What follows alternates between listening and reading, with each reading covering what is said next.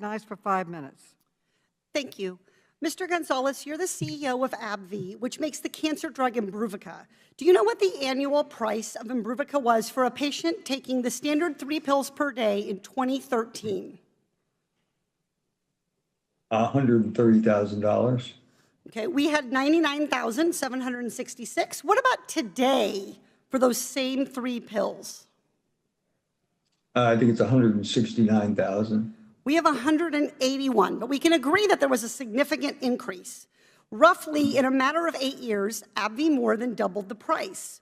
Now, Mr. Gonzalez, how much money did AbbVie put directly into the research and development costs of Imbruvica before it hit the market in 2013? We acquired Imbruvica when it was launched, so it would have been the company that we acquired. So AbbVie, reclaiming my time, so AbbVie itself didn't spend any money to create Imbruvica. It was invented by a smaller company, Pharmacyclics, which you later acquired, correct? We paid $21 billion for the company, correct? It was expensive to acquire them. So you paid fair market value for Pharmacyclics, but AbbVie then doubled the price, presumably justified by its $2.45 billion investment in R&D. Are there fewer side effects for patients now than there were in 2013? Well, we developed significant indications and expansions and other disease states. Are there fewer side effects, sir?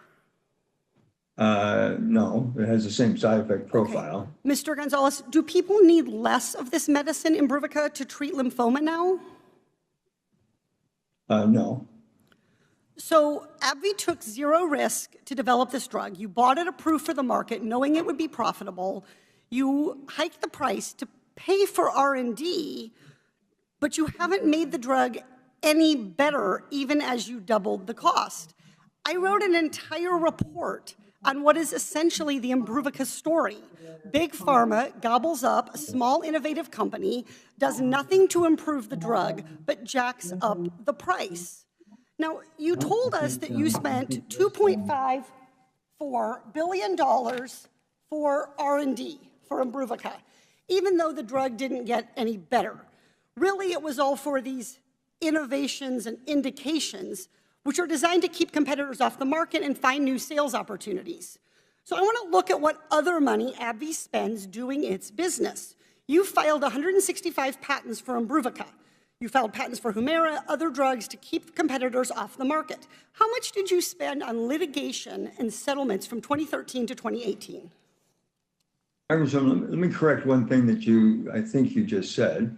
And it is not true that we didn't invest in additional indications and additional diseases. As an example, we received approval after the development work of graft versus host disease.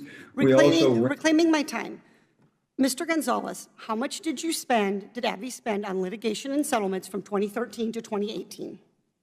I don't have that number offhand. We'll be happy to give it to you. Okay, $1.6 billion, $2.45 billion on R&D, $1.6 billion in litigation and settlements. What about marketing and advertising? How much does AbbVie spend on that?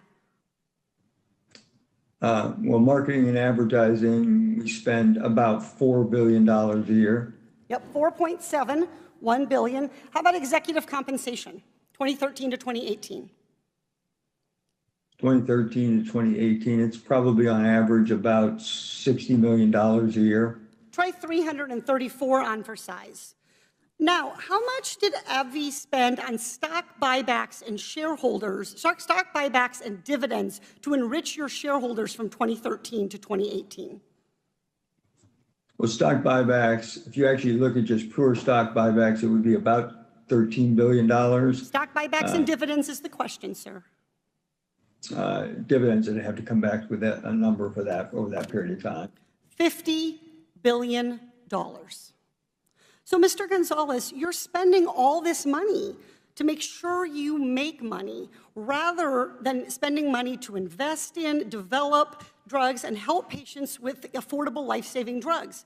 You lie to patients when you charge them twice as much for an unimproved drug, and then you lie to policymakers when you tell us that R&D justifies those price increases.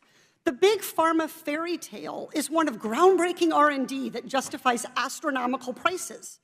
But the farmer reality is that you spend most of your company's money making money for yourself and your shareholders. And the fact that you're not honest about this with patients and with policymakers, that you're feeding us lies, that we must pay astronomical prices to get innovative treatments is false.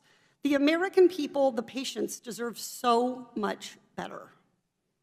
I yield back. The gentlelady's time has expired. The gentleman from Kansas, Mr. LaTerna, is recognized for 5 minutes.